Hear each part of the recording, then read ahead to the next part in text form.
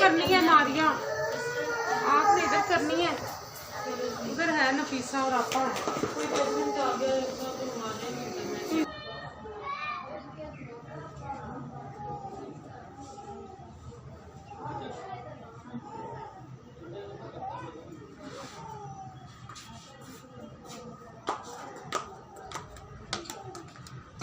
ये ड्रिप उतारना बच्चा